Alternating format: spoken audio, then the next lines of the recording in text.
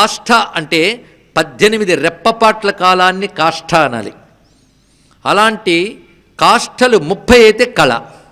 లెక్క కట్టుకోండి. అది ఒక తామరాకుల దొంతిని పెట్టి సూదితో ఒక్కసారి గుచ్చగానే ఎంత సమయం పడుతుందో అని త్రుటి అనాలిట. ఏమి లెక్కలు చెప్పారు. త్రుటి, లవ, కాష్ఠ, కళ ఇన్ని రూపాలతో ఉన్నటువంటి కాలస్వరూపిణి. సర్వమంగళమాంగళ్యే శివే సర్వార్థ సాధికే శరణ్యే త్రయంబకే దేవి నారాయణి నమోస్తుతే. ప్రసిద్ధి చెందిన శ్లోకం ఇందులోదండి, నారాయణి సూక్తంలోది. మొత్తాన్ని కల్పవృక్షం లాంటిదయ్యా చండీ సప్తశతి. మొత్తం దేవీ మహాత్మ్యం ఒక కల్పవృక్షం లాంటిది. అందులో ఏ ఒక్క పండు తిన్నా బ్రతుకు బాగుపడిపోతుంది. కానీ ఈ పళ్ళు మనకు అందడం కష్టం కదా. అందుకు ఒక ఆయన కుదిపెట్ట చెట్టుని, కుదిపితే ఒక్క పండు రాలింది, అది చాలు పోవన్నాడు. అలాగా చండీ సప్తశతి అనబడే కల్పవృక్షాన్ని కుదిపితే రాలిన ఒక్క పండు సర్వమంగళ మాంగళ్యే శివే సర్వార్థ సాధికే శరణ్యే త్రయంబకే దేవి లేదా గౌరీ నారాయణి నమోస్తుతే. ఇది మహాశ్లోకం అండి. ఈ శ్లోకంలో భావం ఏంటంటే, సృష్టిలో శుభం చేసేవి చాలా ఉన్నాయి, వాటిలో శుభం చేసే శక్తిగా నువ్వు ఉన్నావు అన్నాడు. ఇది రహస్యం. అంటే సూర్యుని నుంచి వెలుగు వస్తుంది, చాలా శుభం. సూర్యుని నుంచి ప్రాణశక్తి వస్తుంది, చాలా శుభం. ఆ శుభంకరమైన వెలుగు ప్రాణశక్తి అమ్మవారు, అది తెలుసుకోండి. అలా నీటిల్లో మనకు దాహం పోగొట్టే శక్తి ఉంది, ఆ శక్తి అమ్మవారు. కంటిలో దర్శన శక్తి అనే శక్తి ఉంది, అది అమ్మ. దర్శన శక్తి లేనప్పుడు కన్ను ఉండి వృద్ధమే. కనుక కంటికి శుభమేది దర్శన శక్తి, చెవికి శుభమేది వినికిడి శక్తి, నోటికి శుభమేది వాగే శక్తి. కనుక దాని శక్తి దానికి శుభం కదా. ఈ శక్తి మీరు నేను తయారు చేసుకోలేం. అదే సర్వమంగళ మాంగళ్యే అన్నాడు ఇక్కడ. మంగళకరమైన వాటిలో మాంగళ్యముగా ఉన్న శక్తికి నమస్కారం. శివే, అమ్మవారి పేరు శివే. శివానామం సంబోధనలో శివే అంటే పరమ మంగళ స్వరూపిణి, సర్వార్థ సాధికే, అన్ని ప్రయోజనాలు నెరవేర్చే శక్తి. అంతేకాదు అందరూ సిద్ధి కోసం చూస్తాం, కానీ సిద్ధిని సాధింపజేసే సాధనం కూడా అమ్మవారే, అది తెలుసుకోండి. ఇక్కడ గమ్యం అమ్మవారు అనుకుంటాం, కానీ గమనం కూడా అమ్మవారే. సాధించే దానిలో కూడా శక్తి ఉండాలి. సాధించి ఏ శక్తిని పొందుతున్నామో దాన్ని సాధించడానికి ఒక శక్తి కావాలి కదా, ఆ శక్తి కూడా ఆ తల్లే. సాధన అమ్మవారే, సిద్ధి కూడా అమ్మవారే, ప్రయత్నము అమ్మవారే, ఫలము అమ్మవారే. తెలుసుకోండి, ఇక్కడ రెండిట్లో ఉండాలి. కొందరు అంటూ ఉంటారు, మన ప్రయత్నం మనం చేస్తే తర్వాత భగవంతుడి అనుగ్రహం వస్తుందండి. నీ ప్రయత్నించాలన్నా భగవంతుడి అనుగ్రహం ఉండాలని ఆయన అని చెప్తున్నాం. ఇక్కడ ప్రయత్నించాలి, ప్రయత్నిస్తేనే ఏదైనా జరుగుతుంది. ఇక్కడ అన్నం తింటే శక్తి వస్తుంది, కానీ అన్నం వండడానికి కూడా శక్తి కావాలి కదా ఇక్కడ. కనుక అన్నిట్లోని శక్తి ఉండాలి. సర్వార్థ సాధికే శరణ్యే, ఈ మాట చాలా రమ్యమైనదండి. శరణ్యే అంటే దిక్కైన తల్లి, దిక్కైన తల్లి అంతే, ఇంకొకరు దిక్కు కాదు, అమ్మే దిక్కు. త్రయంబకే, ఈ మాట చాలా విశేషం. మృత్యుంజయ లక్షణం ఈ నామంలో ఉంది. త్రయంబకే అంటే 3 కళ్ళ తల్లి. త్రీణి అంబకాని యస్యాస్స, అంబకం అంటే నేత్రం, 3 కళ్ళ తల్లి. అందుకే త్రయంబకే అంటే 3 అంబల రూపంలో ఉన్న తల్లి, ముగురమ్మల మూలపుటమ్మ అని మరొక అర్థం.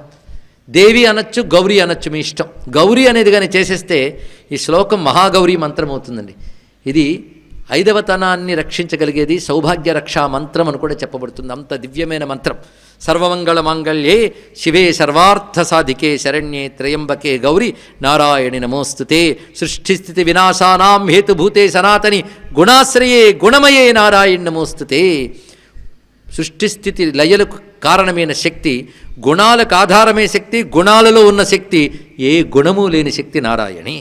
అంతేకాదు ఎవరు శరణు వేడుతారో, ఎవరు ఆర్తులై అమ్మా నువ్వే దిక్కంటారో వారిని రక్షిస్తుంది తల్లి. శరణాగత దీనార్థ పరిత్రాణ పరాయణే సర్వస్యార్తి హరే దేవి నారాయణి నమోస్తుతే. సప్తశ్లోకిలో ఎక్కువ శ్లోకములు ఇందులోంచే వచ్చాయి, కనుక ఈ స్తుతి చాలా గొప్పది. ఇక ఇందాకొచ్చినటువంటి ఒక్కొక్క దేవీ రూపానికి నమస్కారం ఇక్కడి నుంచి కనబడుతోంది. హంసయుక్త విమానస్తే బ్రహ్మాణీ రూపధారిణి కౌశాంభక్షరికే దేవి నారాయణి నమోస్తుతే.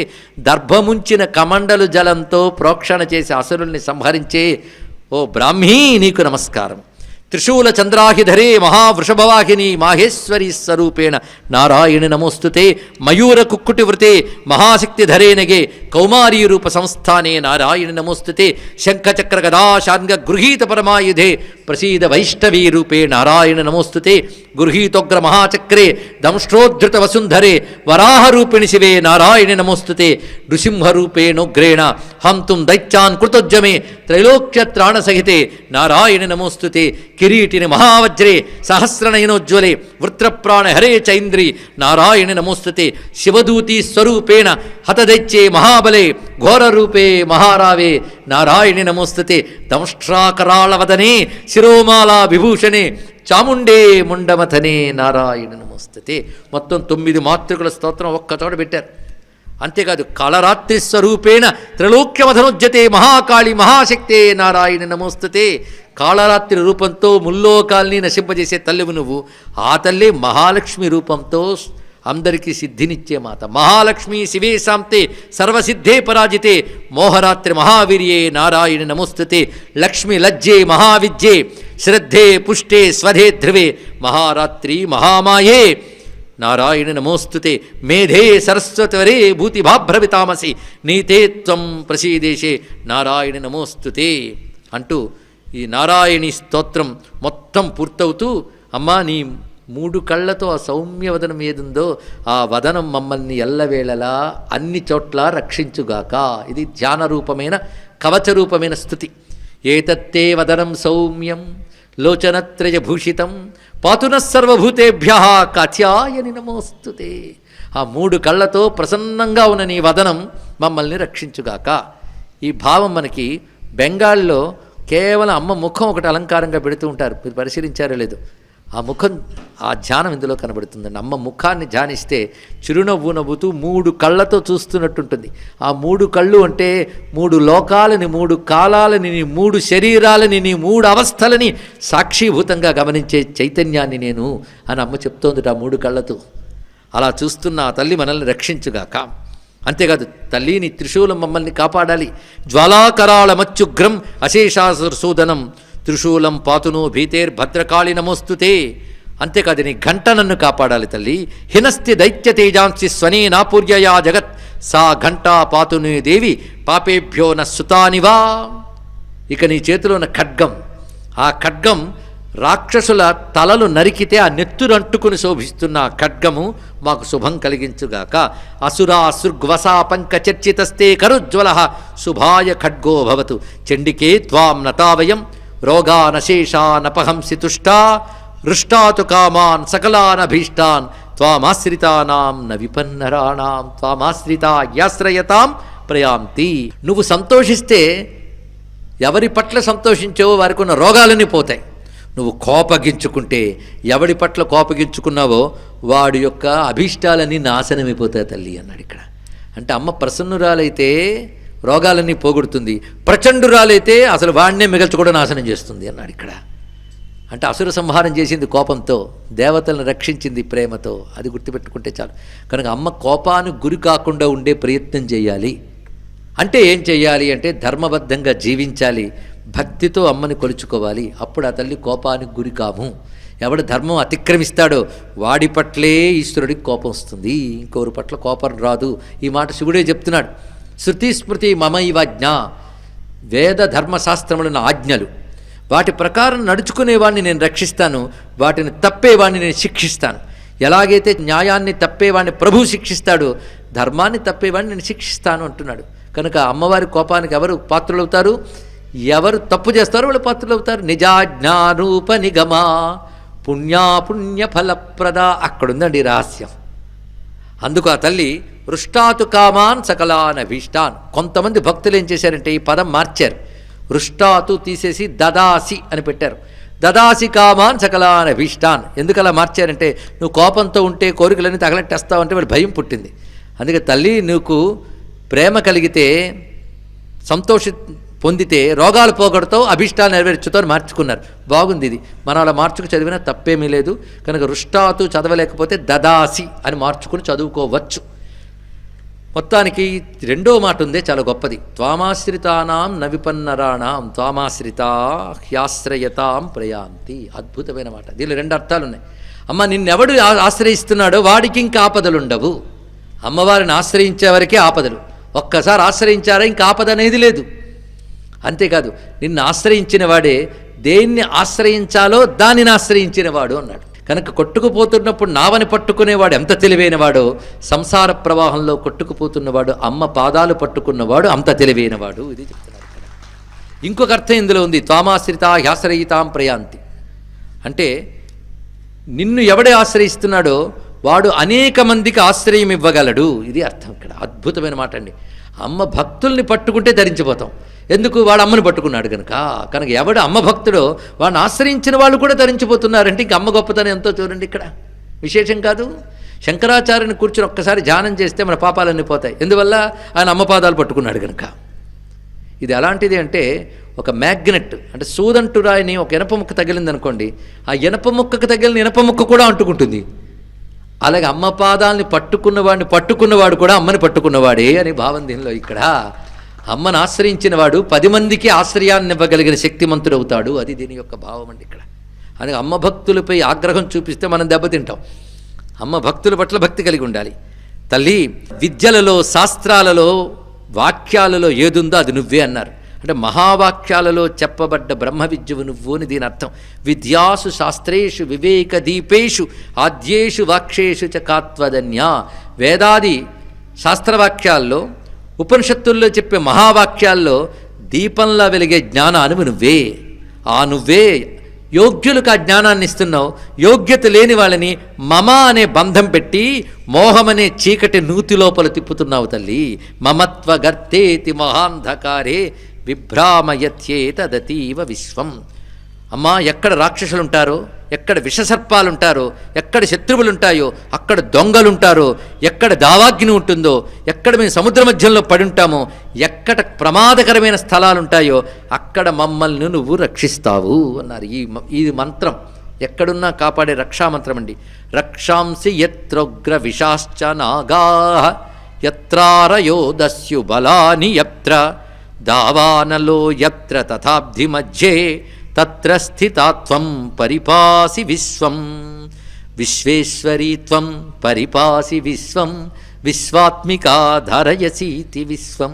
విశ్వేశవంద్యా భవతి భవంతి విశ్వాశ్రయాయే త్వయి భక్తి నమ్రాః.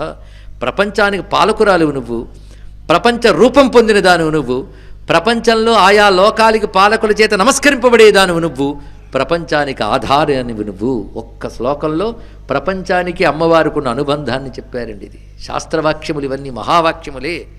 దేవి ప్రసీద పరిపాలయ. అమ్మా, నా పట్ల ప్రసన్నురాలవై పరిపాలించు. అంతేకాదు, ఇవాళ ఎలా అసుర సంహారం చేసేవో అదేవిధంగా ఎల్లవేళలా శత్రుబాధలు నాకు, నా దేశానికి, నా సనాతన హైందవ ధర్మానికి లేకుండా, అంటే శత్రుబాధలు లేకుండా రక్షించు తల్లి, కాపాడు తల్లి. ఈ సర్వ జగత్తులో ఉన్న పాపము పోవాలి, అంటే దుష్టబుద్ధులు పోవాలి, దౌర్జన్యం పోవాలి. ఇది కోరుకుంటున్నారండి. పాపాన్ని సర్వజగతాం ప్రశమం నయాసు. సర్వ జగత్తులో ఉన్న పాపం పోవాలి, దుర్మార్గం పోవాలి, దుష్టత్వం పోవాలి, ద్వేషం పోవాలి. ఓ తల్లి అని ప్రార్థించాలి మనందరం. అప్పుడు దేవతలు ప్రార్థిస్తున్నారు. ఎప్పుడో అప్పుడు కాదు, ఆశు వెంటనే తల్లి పని చెయ్యు. అలాగే ప్రపంచంలోని ఉత్పాతాలు, అదేవిధంగా భయంకరమైన ప్రళయాలు తొలగుగాక. నమస్కరించిన వారి పట్ల ప్రసన్నమైన తల్లి లోకాలను అనుగ్రహించు. స్తోత్రం పూర్తయిందండి. ఇది నారాయణి స్తుతి అనబడే కాత్యాయని సూక్తం. అప్పుడు అమ్మవారు అన్నారు, వృణుధ్వం ప్రయచ్ఛామి జగతాం ఉపకారకం. మీకు వరం కోరుకోండి, జగత్తుకు ఉపకారమైంది. మళ్ళీ కండిషన్ అది. అప్పుడు వాళ్ళు కోరుకుంటున్నారు. ఇది గొప్ప ప్రార్థన. ఒక్క శ్లోకం. సర్వబాధా ప్రశమనం త్రైలోక్యస్యాఖిలేశ్వరి ఏవమేవ త్వయా కార్యం అస్మద్వైరి వినాశనం. ఇది కూడా సప్తశ్లోకిలో ఉంటుంది చూడండి. అందుకే ఇది ప్రధానం. అమ్మ, ముల్లోకాల్లో అన్ని బాధలు పోవాలి, మా శత్రువులు దెబ్బతినాలి. దీన్ని బట్టి దేవతలు ఎంత గొప్పవారంటే, మా శత్రువులు సర్వనాశనం ఇవ్వాలని అడగలేదు. ముల్లోకాలు క్షేమంగా ఉండాలి, మా శత్రువులు దెబ్బతినాలి. మా శత్రువులు అంటే లోకక్షేమానికి దెబ్బతీసేవారే దేవతలకు శత్రువులు. కనుక ముల్లోకాలు క్షేమంగా ఉండాలంటే క్షేమాన్ని దెబ్బతీసేవాళ్ళు పోవాలి. అందుకే ఎవరు తీవ్రవాద ఉగ్రవాదాలు రేపుతూ ఉంటారో, ఎవరి ధర్మాన వాళ్ళని బ్రతకనివ్వకుండా మార్చుతూ పరిమార్చుతూ ఉంటారో అలాంటి మా శత్రువుల్ని నశింపజేసి ముల్లోకాల్ని క్షేమంగా చూడు తల్లి అంటున్నారు దేవతలు ఇక్కడ. సర్వబాధ ప్రశమనం త్రైలోక్యస్యాఖిలేశ్వరి ఏవమేవ త్వయా కార్యమస్మద్వైరి వినాశనం అనగానే తప్పకుండా చేస్తాను. అయితే కష్టాలు ఇవాళతో అయిపోయి అనుకోవద్దు. ప్రారంధవశత్తు అప్పుడప్పుడు వస్తూ ఉంటాయి. వచ్చినప్పుడల్లా మిమ్మల్ని కాపాడుతాను. చాలా ఇప్పుడు ఈ రూపంతో సంహరించాను కదా, మరికొంతకాలానికి ఏం జరుగుతుందంటే, కొంతకాలం జరిగాక 28వ మహాయుగం వస్తుంది వైవస్వత మనవంతరంలో. అప్పుడు శుంభనిశుంభులనే పేరుతో కొత్త రాక్షసులు వస్తారు. వాళ్ళని సంహరించడం కోసం నేను వస్తాను. అప్పుడు ఎలా వస్తానంటే, కృష్ణుడు దేవకీదేవికి పుట్టినప్పుడే నేను నందవ్రజంలో యశోదానందుడికి పుడతాను. ఆమెను వసుదేవుడు పట్టుకొస్తాడు. ఆ పట్టుకొచ్చిన తర్వాత కంసుడు కిందకేసి కొడతాడు. అప్పుడు నేను ఆకాశానికి ఎగిరిపోయి వాడిని హెచ్చరించి అక్కడి నుంచి వింధ్య పర్వతాల్లో ఉంటాను. అప్పుడు నా పేరు వింధ్యవాసిని. నేను ఆ శుంభుల్ని సంహరిస్తాను. అప్పుడు నా పేరు వింధ్యవాసిని, వింధ్యాచల నివాసిని. ఎన్ని రూపాలు వస్తుందో చూడండి. ఇప్పుడు రెండవది, ఒకప్పుడు కొంతమంది రాక్షసులు, వైప్రచిత్తులు అనబడేటువంటి రాక్షసులు లోకకంటకులైతే వాళ్ళని సంహరించిన దంతాలతో నవలేస్తారు. అప్పుడు ఆ రక్తం అంటుకుంటుంది నా దంతాలకి. అప్పుడు నా పేరు రక్తదంతిక అని చెప్పబడుతుంది. ఇందులో ఒక్కొక్క తల్లికి నమస్కరించుకుంటే చాలండి, ఒక్కొక్క ప్రయోజనం చెప్తాడు. వైకృతిక రహస్యం, మూర్తి ప్రాధాన్యం అనే విషయాల్లో. అదేవిధంగా ఒకప్పుడు ఈ లోకంలో భయంకరమైన కరువు ఏర్పడుతుంది. 100 ఏళ్ళు ఉంటుంది ఆ కరువు. అప్పుడు దేవతలందరూ నన్ను ప్రార్థిస్తే నేను ముందు ఆవిర్భవించి నా 100 నేత్రముల నుంచి దయతో లోకాన్ని చూస్తాను. అప్పుడు నా కనుల నుంచి కరుణ అమృత వర్షంలా పడుతుంది లోకంలో. అప్పుడు నన్ను శతాక్షి అంటారు.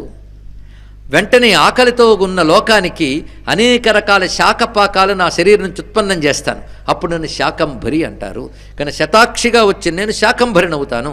కానీ శతాక్షి అంటే గమనించుకునే కళ్ళు, శాకంభరి అంటే కడుపు నింపే తల్లి. ఈ రెండే శతాక్షి శాకంభరియే విశాలాక్షి అన్నపూర్ణ అని చెప్పబడుతున్నాయి. ఈ 2 రూపాలు. ఆ తర్వాత నేను దుర్గముడు అనబడేటువంటి రాక్షసుని సంహరిస్తాను. అప్పుడు నన్ను మళ్ళీ దుర్గా అంటారన్నాడు. అప్పుడు దుర్గమ రాక్షస సంహారం చేసింది కనుక దుర్గా అంటారు. అదేవిధంగా మరొకసారి నేను హిమాచలంలో భయంకరమైన రాక్షసులు విజృంభిస్తూ ఉంటే ఋషుల్ని రక్షించడం కోసం నేను ఆవిర్భవిస్తాను. అప్పుడు నన్ను భీమాదేవి అని పిలుస్తారు. ఆ తర్వాత అరుణుడు అనే రాక్షసుడు విజృంభిస్తాడు. వాడిని కొట్టడం కోసం నేను నా శరీరం నుంచి అనేక రకాల తుమ్మెదలను ఉత్పన్నం చేస్తాను. ఆ తుమ్మెదలు గుంపు వెళ్ళి ఆ రాక్షసుని సంహరిస్తుంది. అనేక భ్రమరములు ఉత్పన్నం చేసే నాదశక్తిగా నన్ను భ్రామరి అంటారు. ఈ తల్లి భ్రమరాంబిక. ఇలా 7 రూపాలతో తర్వాత వస్తానని చెప్పింది ఇక్కడ. అంటే 3 రూపాలు ఇప్పటి వరకు చెప్పుకున్నాం. మధుకైటవ సంహారం, మహిషాసుర సంహారం, చండముండ రక్తబీజ ధూమ్రాక్షాది రాక్షస సంహారం, శుంభరి సంహారం చేసిన శక్తి. 3 రూపాలు. ఇప్పుడు చెప్పండి 7 రూపాలు. మొత్తం 10 దుర్గలు ఉన్నారండి మొత్తం కలుపుకుంటే ఈ గ్రంథంలో విశేషంగా. అందులో అహంకార మమకారాలే దుర్మార్గులైనటువంటి శుంభులు, కామక్రోధాలే చండముండులు, రాగమే రక్తబీజుడు. ఇది గొప్పగా చెప్పారు. రాగమే రక్తబీజుడు, అజ్ఞానమే ధూమ్రాసురుడు. వీళ్ళందరినీ సంహరించినదే జగన్మాత. ఇది అద్భుతమైన సంకేతం. సప్తాసుర వధ అంటే ఇది రహస్యం అండి, శాస్త్రం చెప్తున్నది. ఈ విధంగా తల్లి పనిచేసిందయ్యా. ఈ దివ్యగాథలు నిరంతరం పారాయణ చేసుకుంటూ నేను ఇచ్చిన మంత్రం జపం చేసుకుని అమ్మవారిని ఆరాధించండి అన్నాడు సుమేధ సురధునితో సమాధితో. పైగా ఈ గ్రంథాలు అంటే ఇప్పుడు చెప్పిన ఈ కథలు అష్టమి నాడు కానీ, చతుర్దశి నాడు కానీ, నవమి నాడు కానీ, అలాగే శరన్నవరాత్రుల్లో కానీ పారాయణ చేసిన, శ్రవణం చేసిన వారికి స్వస్తి అంటే శుభం కలుగుతుంది. అటువంటి వారు ఎలాంటి కష్టంలో ఉన్నా దాని నుంచి నేను బయట పెడతాను అంది. అది అమ్మవారి కథల యొక్క మాహాత్మ్యం అండి. శృత్వా మమైతన్ మాహాత్మ్యం తథా చోత్పత్తయ శుభా పరాక్రమంచ యుద్ధేషు జాయతే నిర్భయప్పుమా. నా మాహాత్మ్యాన్ని, నేను దాల్చిన అనేక రూపాలు అవతారములు, యుద్ధంలో నేను చేసిన పరాక్రమం ఎవరు వింటారో వారు నిర్భయులై ఉంటారు. వాళ్ళకి ఏ భయము ఉండదు. వాళ్ళ శత్రువులను నేను పోగొడతాను, వాళ్ళ గ్రహపీడలు పోగొడతాను, వాళ్ళ పిల్లల్ని రక్షిస్తాను. ఒకరికొకరు పడకపోవడం ఉన్నట్లయితే నా కథలు వినడం వల్ల మైత్రి ఏర్పడుతుంది, శత్రుత్వం పోతుంది. అంతేకాదు శృతం హరతి పాపాని, వింటే పాపములు పోతాయి. తథా ఆరోగ్యం ప్రయచ్చతి రక్షాం కరోతి భూతేభ్యో జన్మనాం కీర్తనం మమ. ఇన్నాళ్ళు మనం విన్న కథలకి ఇంత మహిమ ఉందని తెలుసుకోవాలి. ఆ తల్లే చెప్పిందయ్యా, కనుక మీరందరూ దీన్ని సాధన చేయండి అని చెప్పగానే సుమేధ చెప్పిన ప్రకారంగా సురధుడు సమాధి దివ్యమైన నదీ తీరానికి చేరి గురువు చెప్పిన అమ్మ కథలన్నీ మననం చేసుకుంటూ, గురువు ఇచ్చిన మంత్రాన్ని జపం చేసుకుంటూ సాధన చేశారు. ఆ సాధనల ఫలితంగా కొంతకాలం సాధన చేస్తే ఆ తల్లి ప్రత్యక్షమయ్యింది వాళ్ళ ముందు. ఇలా 3 సంవత్సరాలు సాధన చేశారండి వాళ్ళు. 3 వర్షైర్యతాత్మన. మొత్తం 3 సంవత్సరాలు నిగ్రహ సంపన్నులై నియమబద్ధంగా సాధన చేస్తే ఆ సురధుడు అనబడే రాజునకు, సమాధనే వైశ్యునకు అమ్మవారు ప్రత్యక్షమయ్యారు. ప్రత్యక్షమై ఏం కావాలనైనా అని అడిగిందండి. ఇక్కడ పట్టుకోవాలి కథ. వెంటనే రాజు నమస్కారం చేసి అన్నాడు, అమ్మా నాకు తిరిగి కోల్పోయిన రాజ్యం కావాలి, శత్రువులు నాశనం కావాలి అంటే అతడి జీవుడిలో వాసనండి. ఎంత జ్ఞానం చెప్పినా వాసనలు వదలు, ఎంతో కొంత ఉంటుంది. అహం బ్రహ్మాస్మి తత్వజ్ఞానం అంతా బాగుంది, కానీ ముందు మా మనవడి పెళ్ళి అయిపోయినాడు, తర్వాత బ్రహ్మజ్ఞానం అంటారు ఇక్కడ. అది వదలదు, వాసన అంటారు దాన్ని. అయితే ధర్మబద్ధమైన కోరిక అయితే తప్పులేదు, అంతవరకు ధర్మబద్ధమైన కోరిక అయితే తప్పులేదు, అమ్మ తీరుస్తుంది. పైగా ఆ కోరిక వల్ల లోకానికి కూడా క్షేమం ఉంటే తీరుస్తుంది. సురదుడు అడుగుతున్నాడేంటి, స్వల్పైరహోభినృపతే స్వరాజ్యం ప్రాప్స్యతే భవాన్. అతడు అడిగిన కోరిక ప్రకారం రాజ్యం అవిభ్రంశం అన్యజన్మని, అతడు కోరిన ప్రకారంగా ఆ తల్లిచ్చింది ఏమిటి అంటే, శత్రువులందరూ నీకు నశిస్తారు, నీ రాజ్యాన్ని నువ్వు పొందుతావు, అప్పుడు ఆ రాజ్యాన్ని నిష్కంటకంగా ఏలుతావు. ఈ శరీరం పతనమైన తర్వాత సూర్యభగవానుడికి పుత్రుడిగా పుడతావు, అప్పుడు నీ పేరు సావర్ణి, నువ్వు మనువుల్లో ఒకడు అవుతావు, నీ పేరున మన్వంతరం ఏర్పడుతుంది అని ఇచ్చిందండి ఇక్కడ. ఏమి దయండి తల్లిది. ఏదో కాసింత ఈ రాజ్యం వస్తే చాలు అనుకుంటే ఆ రాజ్యం ఇవ్వడమే కాదు, ఆ రాజ్యం క్షేమంగా ఉండేటట్టు చేసింది. మళ్ళీ తాను రాజుల కంటే గొప్పదైన మనువుగా మారి ప్రపంచాన్ని శాసించగలిగే దివ్యత్వాన్ని పొందాడు. ఇదే ఫలమపిచ వాంఛా సమధికం, ఎంత కోరితే అంత ఇచ్చింది ఆ తల్లి. ఇక సమాధి, ఆయన ఏమడిగాడు తెలుసా, జ్ఞానం వవ్రే నిర్విణ్ణ మానసః. అతను ఒకటే అన్నాడు, అమ్మ ఏమైనా ఒకటి తెలిసింది, వీటిలో సుఖం లేదు, సత్యం లేదు, ఇవన్నీ అసత్యములే. కనుక అసత్యమైన ఈ ప్రపంచం పట్టుకు సత్యమనే భ్రాంతితో వ్రేలాడకుండా సత్యస్వరూపుడిమే నీ పాదపద్మాల్లో ఐక్యమయ్యే స్థితిని మావా అడిగాడంతే. బ్రహ్మజ్ఞానం అడిగాడు. వెంటనే ఆ తల్లి తవ జ్ఞానం భవిష్యతి, నీకు జ్ఞానం కలుగుతుందని ఆశీర్వదించింది. ఈ రెండు చెప్పడంలో ఋషి ఉద్దేశం ఏమిటి అంటే, అమ్మ నువ్వు కోరుకుంటే ఇహలోక పరలోక సుఖాలు ఇవ్వగలదు, అడిగితే మోక్షం కూడా ఇవ్వగలదు, రెండూ ఇవ్వగలిగిన తల్లి భుక్తి ముక్తి ప్రదాయని. కొందరు దేవతలు ఏ లోక సుఖమైన ఇవ్వగలగని మోక్షం ఇవ్వలేమండి అంటారట. కొందరు మోక్షం ఇచ్చే మేము ఇతర లోక సుఖాలు ఇవ్వం, అది మా డిపార్ట్మెంట్ కాదంటారట. కానీ ఒక్క అమ్మవారే భుక్తి ముక్తి రెండూ ఇవ్వగలదు, భోగము మోక్షము రెండూ ఇవ్వగలిగే తల్లి అమ్మ. ఆ దయ, అందుకే సురధునికి రాజ్యం ఇచ్చింది, సమాధికి మోక్షం ఇచ్చింది, మోక్షానికి అవసరమైన బ్రహ్మజ్ఞానం ఇచ్చింది. ఈ కథ గ్రహించి, అయితే రథానికి గుర్రాలు ఉంటాయి, శరీరానికి ఇంద్రియాలు ఉన్నాయి అంతే. ఇక్కడ ఇంద్రియాని హయాన్యాహు అని ఉపనిషత్తు చెప్తుంది, ఉపనిషత్ భాష. కనుక శరీరం రథం. అయితే మనందరికి రథాలు ఉన్నాయి, కానీ సురథమేనా? సురథం, మంచి రథం, మంచి రథమేనా? అవునో కాదు మీ మనసులో చెప్పుకోండి, బయటికి చెప్తే బాగోదు. మంచి రథం ఎప్పుడవుతుందో తెలుసా, ఈ రథంతో సత్కర్మలు ఆచరించినప్పుడు, ఈ రథంతో సత్సాధనలు చేసినప్పుడు, ఈ రథాన్ని ధర్మానికి వినియోగించినప్పుడు ఇది సురథం అవుతుంది ఇక్కడ. అందుకే నీ శరీరం సురథం కావాలి. అలాంటి సురథం నీ బ్రతుకంతా ఏ ఇబ్బంది లేకుండా పాలించుకోవాలి, ఇబ్బంది లేకుండా శత్రుబాధలు లేకుండా పాలించాలి. కనుక నీ రథం సురథమైతే నీ శరీరానికి నీ జీవితానికి ప్రమాదం లేకుండా నేను కాపాడుతాను అంది అమ్మ. అందుకే సురథుడికి నిష్కంటక రాజ్యం ఇచ్చిందంటే ఇది అర్థమండి ఇక్కడ. కనుక మన శరీర రథానికి నిష్కంటక రాజ్యం కావాలి. బుద్ధి, ధీ అంటే బుద్ధి, సమాధి కావాలి మనకి. సమాధి అంటే సమత్వ బుద్ధి, సమాధి అన్నాడు ఇక్కడ. సమత్వ బుద్ధి అంటే సుఖదుఖాలకి కృంగిపోకుండా, పొంగిపోకుండా, లాభ నష్టాలకి కదిలిపోకుండా, ద్వంద్వాలకి కదిలిపోకుండా మనస్సుని నిగ్రహించగలిగి పరమాత్మ ఎందు పెడితే సమాధి. కనుక బుద్ధి సమాధి కావాలి, శరీరం సురథం కావాలి. అప్పుడు అమ్మ అనుగ్రహం నీకు పరిపూర్ణంగా లభించి నీ శరీరం ఉన్నంతకాలం నీకు ప్రమాదం లేని జీవితాన్ని ఇస్తుంది. సమాధి నీకుంది గనక ఆ బుద్ధికి జ్ఞానాన్ని ఇస్తుంది, మోక్షాన్ని ఇస్తుంది. అదే సమాధికి జ్ఞానం ఇచ్చింది, సురధుడికి రాజ్యం ఇచ్చింది. అంటే నీ శరీరానికి క్షేమాన్ని ఇస్తుంది, నీ బుద్ధికి జ్ఞానాన్ని ఇస్తుంది, జీవుడికి మోక్షాన్ని ఇస్తుంది. ఇది అమ్మ యొక్క మొత్తం కృప కదా. అయితే ఇది సురథం కావాలన్నా, అది సమాధి కావాలన్నా నీ రథంతో అమ్మను ఆరాధించాలి, శరీరంతో, నీ బుద్ధితో అమ్మని ధ్యానించాలి. అదే చేశారు సురధుడు సమాధి. కర్మతో ఆరాధించడం సురధుడు, భక్తితో యోగంతో ఉపాసనతో ఆరాధించడం సమాధి. ఇద్దరూ ఎలా ఆరాధించాలో చెప్పాలంటే జ్ఞానం ఉపదేశించాలి. జ్ఞానం మంచి తెలివి, సుమేధ మంచి తెలివి. కనుక ఆచార్యుడు సుమేధ అయి నీ శరీరాన్ని సురథం చేస్తాడు, నీ బుద్ధిని సమాధి చేస్తాడు. నీ శరీరం సురథమై నీ బుద్ధి సమాధి అయి అమ్మని కొలుచుకుంటే ఆ లోపల జగన్మాత ఒక్కసారి ఆవిర్భవించి నీ శరీరాన్ని రక్షిస్తుంది, నువ్వు బుద్ధికి జ్ఞానాన్ని ఇచ్చి మోక్షాన్ని ఇస్తుంది. ఇది మొత్తం దేవీ మహాత్మ్యం కథ యొక్క సారం.